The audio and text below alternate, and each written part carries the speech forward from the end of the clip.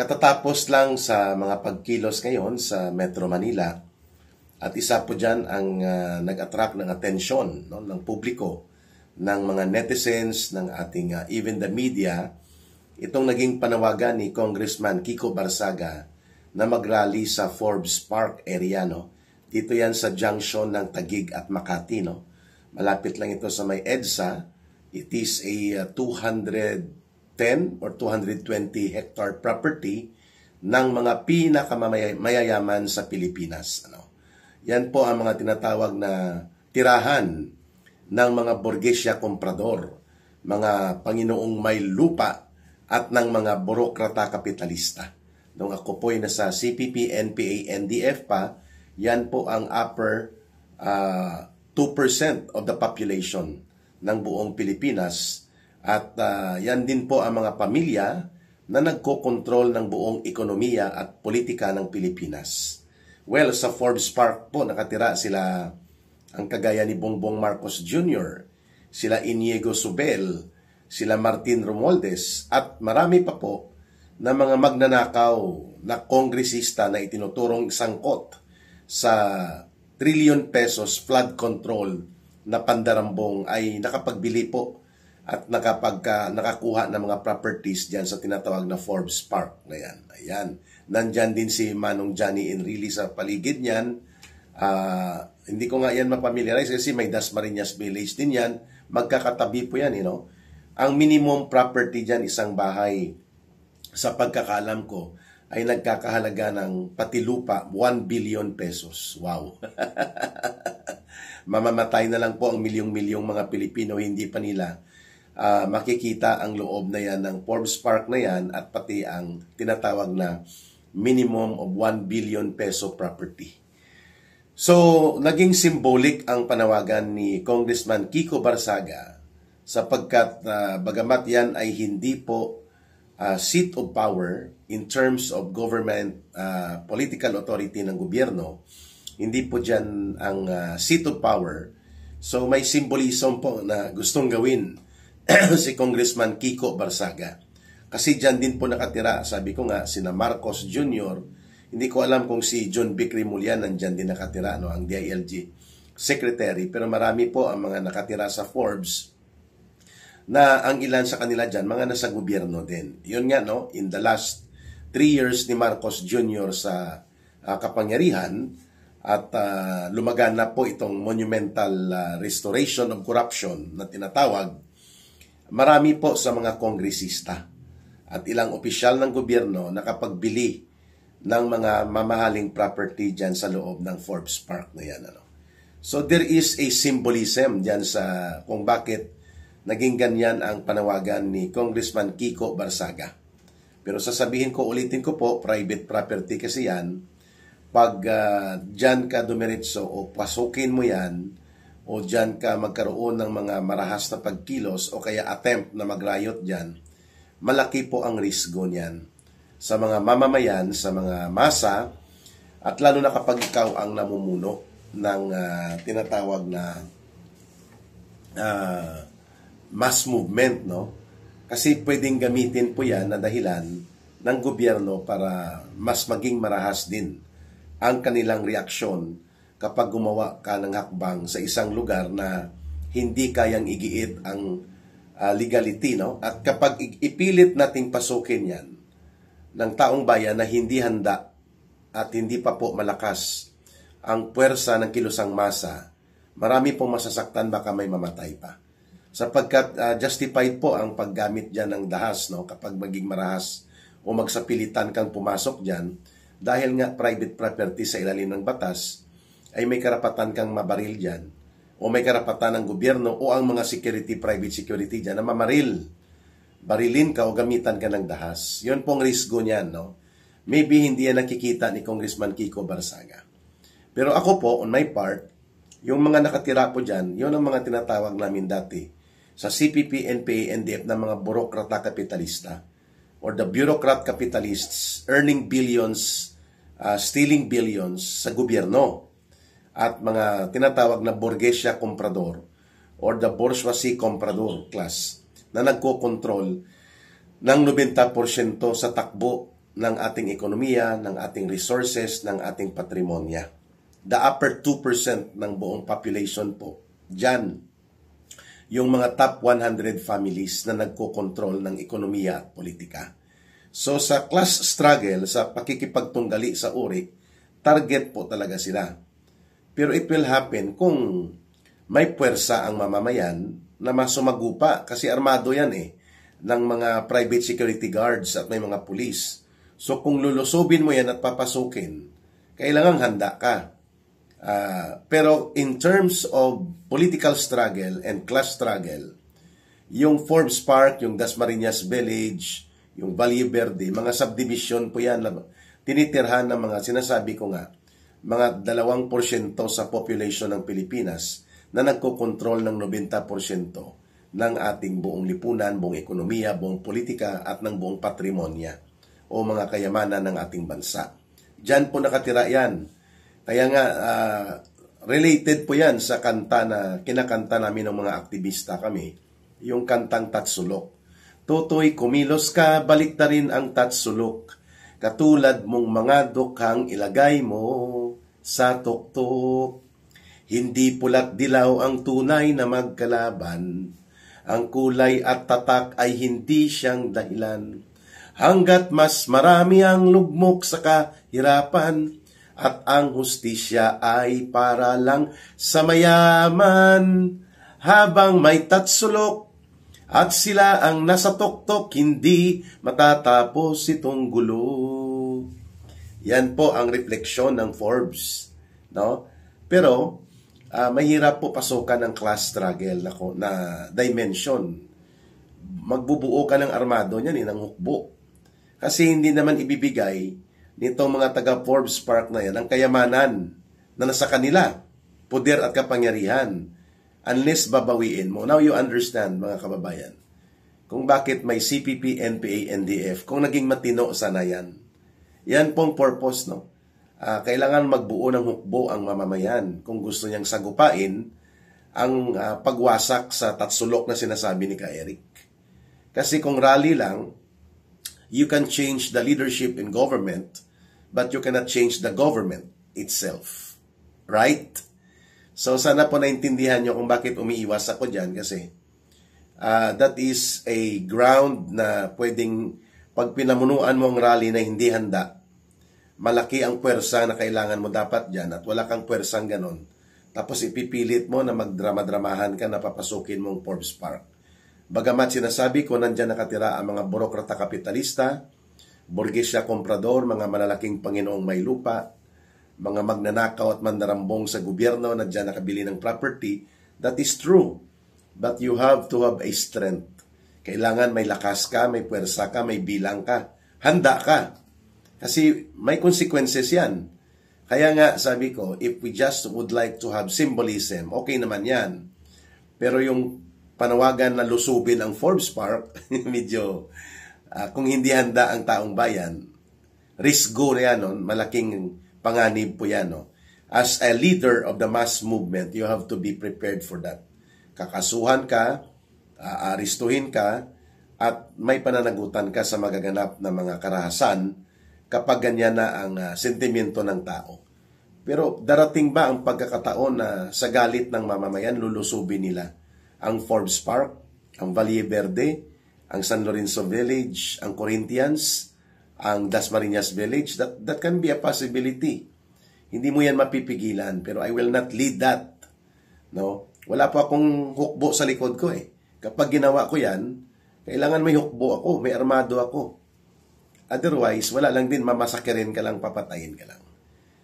Yan po ang aspeto ng class struggle sa punto de vista ng Marxism, Leninism, and Maoism. Siguro hindi pa naintindihan ni Kiko Barsaga yan, na when you lead a revolution, you have to be prepared for that. And one requirement of revolution is you have to have an army. May hukbo ka dapat na armado, na kayang sumagupa sa AFP at sa PNP. Wala tayong ganyan kasi didepensa nila yan because they use the law to defend that. So ngayon, kung wala kang hukbo, anong gagawin mo? Even if you can have 20,000 rallies, pupunta ka sa Forbes. Lulusubin mo yan, papasukin mo, madugo yan. Sigurado yan, no? Pero, that can be a possibility. In the crisis situation where the government cannot arbitrate, hindi po nababalansin ng gobyerno ang kalagayan ng mamamayan na lugmok sa kahirapan at nasa kumunoy ng krisis ang buong bansa, both political and economic crisis. Hindi malayong magkaroon po mangyari ng ganyan. But that is dangerous. It will plunge the country into a deeper crisis. At sigurado tayo po ang makikinabang niyan si Marcos kung hindi malakas ang puwersa ng mamamayan. Bakit? Sapagkat hanggat hindi nagwe-withdraw ng support ang AFP at PNP kay Marcos, mananatili ang kanyang kapit sa poder because they have the armed forces and they have the Philippine National Police na tinatawag na coercive apparatus of the state. No, they have the guns and they can use the law and they can arrest and even kill kapag naging marahas ang mga pagkilos ng tao na hindi handa. So I do not criticize Kiko Barsaga for calling out on the protest towards Forbes Park. Nagbabala ako na kapag hindi handa at kapag hindi makontrol ang crowd at umakyat ang emosyon, kulang ang numero, kulang ang paghahanda, maraming masasaktan at pwedeng maging madugo ang pag-aalsa na yan kung papunta doon sa Forbes nang hindi pa nakahanda ang taong bayan.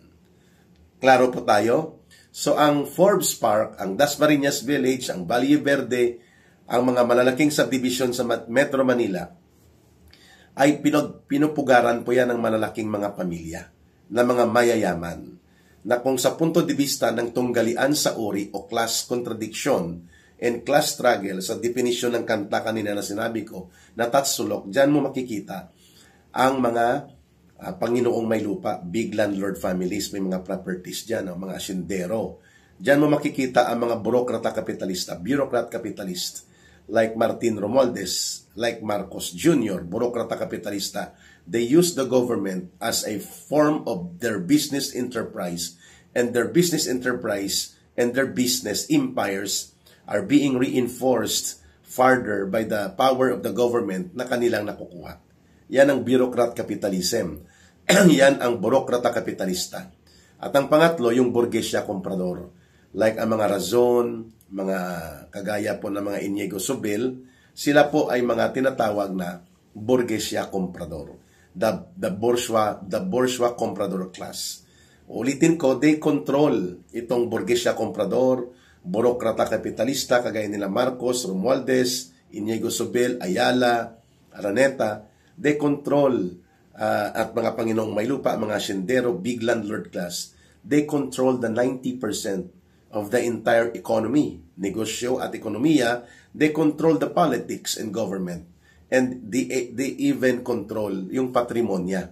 Sila po ang nakikinabang sa ating mga ilog, dagat, bundok, kagubatan, minerals. That's what we call wealth and patrimony of the country. At yan ang katotohanan. Kaya nga dapat ng gobyerno ang namamagitan na hindi naman tudong-tudong dihado ang mga mamamayan. Hindi naman kailangan maging milyonaryo o bilyonaryo ang mga mamamayang Pilipino, but the equal or the justifiable distribution of wealth ng kayamanan ng bansa ay dapat naaambunan din po ang mga mamamayan. Sapagkat ang 90% ng kayamanan at ekonomiya ng buong bansa, pati political power, nasa kamay ng mga uri na tinatawag kong burgesya komprador, burokrata kapitalista, at mga malalaking Panginoong may lupa. Nag-i-intertwine yan, nag-i-interconnect yan sila. They marry each other, they marry one another, para hindi kumalat ang kayamanan. Subalit, gobyerno na lang po ang inaasahan ng mga mamamayan na magbigay ng oportunidad at proteksyon, kagaya ng sinubukang gawin ni former President Rodrigo Duterte, na hindi naman niya winasak ang oligarkiya totally, pero binangga niya ang mga ilang interes ng oligarkiya, lalo na ng kanyang pinigilan ang mga hindi makatarungang pag-impose ng charges sa limbawa nila Pangilinan, ng mga Ayala, ng mga Lopez, yan mga burgesya komprador yan, na pamilya, tungkol sa tubig na negosyo nila, that they wanted to implement over 13 pesos per cubic meter na singil bawat buwan idadagdag sa patong sa bayad sa tubig na kinokonsumo ng mga mamamayan. Yan ay mga oligarchic control yan na mga negosyo, tubig, transportasyon, eroplano, barko, at pati na ang mga malalaking mga business empires. Ngayon sabi ni Pangulong Duterte, ang tubig na yan ay pagmamayari yan ng patrimonya ng taong bayan. It belongs to the patrimony. Pag sinabing patrimony, hindi pwede yan maging titulado o exclusive sa isang pamilya ang tubig. Kaya nga yan ay napapakinabangan ng taong bayan. May punto dyan si Pangulong Duterte, that is equitable and just access to the national wealth. Yan po ang dahilan kung bakit binangga niya itong binabanggit ng mga oligarkiya na magpataw sana ng increase sa singil sa tubig. Well, hindi man winasak ni Pangulong Duterte ang oligarkiya, subalit nag-alangan ang oligarkiya, ang mga burokrata kapitalista, ang mga burgesya komprador at malalaking Panginoong may lupa na mag-abuso ng tudo-tudo sa taong bayan. Ayan. That's what we call the government must be the arbiter for the people. Tagapamagitan, tagapagbigay ng proteksyon at necessary balance na sa lawak ng kayamanan at sa lawak po ng mga napapakinabangan sa kayamanang ito ng 2% ng mga tao na nagkokontrol ng ekonomiya, patrimonya, kayamanan at politika ng buong bansa. Kailangan may gobyerno na mamagitan. Siguro naintindihan nyo na kung bakit nagrevolusyon si Ka Eric. At sumama ako sa CPP, NPA, NDF sapagkat yun pong layunin namin noon sa CPP, NPA, NDF. Papagsakin ang buong gobyerno at ang buong lipunan upang ang maghari ay komunismo. Pero malala din po yung patutunguhan yan kasi ang papalit sa sistema na maghahari-harian at mag-abuso sa mamamayan ay ang Communist Party of the Philippines, New People's Army at National Democratic Front. Gusto nilang baliktarin ang tatsulok pero sila naman ang magbubuo ng panibagong tatsulok. At marahas po yun. Ayoko na doon bumalik sa karahasan. Nandyan pa rin pong galit sa akin yung hatred against that kind of class situation. Na mayroon lamang 2% ng population natin o around 100 families na nagkokontrol ng 90% ng ating kayamanan, ng ating patrimonya, ng ating gobyerno at politika, sila po nagpapatakbo. At yung Forbes Park na rally, symbolism po yan ng burgesya komprador, ng burokrata kapitalista, at ng mga Panginoong may lupa na hindi nakakaranas na sila ay bahain, sila ay malunod sa gutom at kumunoy ng kahirapan. Hindi lang po kumunoy ng kahirapan ang nangyayari sa atin. Generational poverty. Hundreds of years of poverty sa milyon-milyon ng mga Pilipino. Kaya nga, pero kung babanggitin ko, kung rally lang ang gagamitin mo para lusubin ang Forbes Park, hindi po sasapat yon para baliktarin ang tatsulok. If you want to lead the people to a real class struggle and revolution, you have to be prepared for that. Mag-armado ka niyan. Magbubuo ka ng hukbo.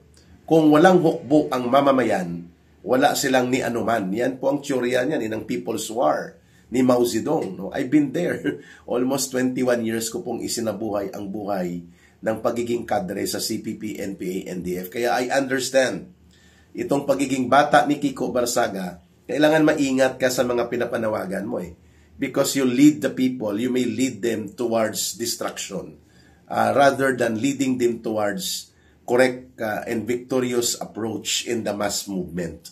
Kailangan po, ang pinakakailangan ngayon, bagamat hindi natin kayang bawiin ang kayamanan at kapangyarihan ng burgesya komprador, burokrata kapitalista, at ng mga Panginoong may lupang malalaking mga asyendero na nagkokontrol ng ekonomiya at politika ng Pilipinas, we can create a government that can be a protector, that can be the arbiter, and that can be a balancer for the people. Yan lang po ang the least. Kasi kung gusto mong baguhin talagang buong sistema, it needs a revolution. At ang revolution marahas, madugo, at yan po ay nangangailangan ng armadong puwersa ng mamamayan. And I am not advocating that anymore. Siguro nakita nyo saan ang hugot at nanggagaling ang pagpupuna ko na bakit sa Forbes tayo lulusob. Ang political power Malacanang, Senado, Kongreso. Yan, justified yan dahil yan ay mga, kahit magprotesta ang mga tao direkta dyan, there is a provision in law that we can use yung petition of the people to redress their grievances against the government. Yan, pwede po yan. But the government is not in Forbes, although doon sila nakatira. Symbolism yan eh. Kaya maingat tayo dapat yan. The Forbes rally is a symbolism, but it is also treading on dangerous ground. Baka hindi handa ang taong bayan at mamamayan, at kapag hindi mo na nakontrol na galit na ang mga mamamayan at may emotion sila, pero maliit pa ang bilang ng mga nandoon at lumusob papasok yan sa Forbes Park, mapipigilan mo ba yan? Kapag naging madugo at marahas na. Hindi pa napapanahon at nakatakda na ang puwersa ay kaya ng gamitin ang ganong antas ng pagkilos. Yun po dapat na makita natin. Everything is timing. Hindi po yan madali gawin. Kasi po pinag-aralan din po namin yan, pinag-aralan niya ni Ka Eric. Hindi lamang po libro, hindi lamang doktrina, kundi pati practice. Inaral ko po yan, para maintindihan po ninyo itong mga sinasabi ko. Hindi pa po ito ang buong analisis sa lipunang Pilipino. Sa perspective na pinanggalingan ko, kung saan kami po ay nagsusulong ng class struggle. Yung pakikipagtunggali sa binabanggit ko na nandyan sa Forbes Park, Dasmariñas Village, Valle Verde, yung malalaking top-level subdivision, yung sa Malacanang, yung tinatawag nating Borgesia Comprador, Panginoong May Lupa, Asendero, at pati burokrata kapitalista. Sila po ang real target ng class revolution na yan, na pinanggalingan ko. Subalit kasabwat din sila ngayon ng CPP, NPA, NDF. Kasi ang nagpupundo at nagpuproteksyon sa CPP, NPA, NDF, urban operatives and urban operations nila, sila Martin Romualdez, at kinokonsenti din ni Marcos. Iyon, kasi nagagamit nila laban sa mga Duterte. Yan po ang katotohanan, mga kababayan. Kaya, sana po ay maintindihan natin na when we want to have a government na nakatuon sa pagprotekta sa taong bayan, kailangan nating palitan na si Marcos Jr. And then we need a government na hindi po nanguya papa, lumuluhod sa oligarkiya, sa Borgesia Comprador, sa mga Panginoong May Lupa, kundi gobyerno na arbiter, protector, and balancer for the people. Ayun. Yun po ang hinahanap natin. Pero hindi naman po ibig sabihin na kasalanan ang maging mayaman. Kasalanan po ang maging sobrang mayaman ka at nagpapasasa ka sa kayamanan ng bansa at ng bayan mo habang nagugutom ang taong bayan at wala kang ginagawa. At ang malala pa, nakikipagsabwatan ka sa mga mandarambong sa gobyerno. Exactly what we are seeing right now. Ang papel ng Borgesia Comprador, mga Panginoong May Lupa at burokrata kapitalista at mga ganin at gahaman ng mga oligarko ay lalo pa pong lumakas ang poder at access nila sa gobyerno at batas. At ang kawawang taong bayan ay mas lalo pang nalugmok sa ilalim po ng gobyerno ni Marcos at ni Romualdez sapagkat barkada nila at mas pinapaboran nila at mas kanilang pinoprotektahan at nagiging kasanib nila at kasabwat ang mga binabanggit kong 2% nagkokontrol ng buong ekonomiya, patrimonya at buong politika at batas sa Pilipinas at buong gobyerno. Kay Duterte hindi masyadong nakaporma ang oligarkiya, hindi sila masyadong nakabuelo na gamitin nila ang gobyerno para durugin ang taong bayan. Because mayroon pong nagbabalanse kahit papano. Hindi man yun perfecto, hindi man yun solid, pero makita mo na hindi nakikipagbarkada si Duterte sa mga oligarko, sa mga Borgesia Comprador, sa mga burokrata kapitalista. Siyempre may mga burokrata kapitalista din na nasa poder ni Duterte noon. Like sina Sunny Dominguez, mga burokrata kapitalista din yan, yung kanyang finance officer, ni Duterte, yung finance secretary niya, malaking Borgesia Comprador yon, mga minahan ang negosyo noon. At walang pinagkaiba yan kina Romualdez sa class interest nila. Pero dahil nandyan si Duterte, hindi po nila magagamit ang gobyerno para pagsamantalahan at abusuhin ang kanilang access to power, to laws, and even to the wealth and resources of the country, sapagkat nakikita ni Duterte kung paano balansihin kahit paano magkaroon ng arbitration and protection ng taong bayan na hindi sila matutudong dihado.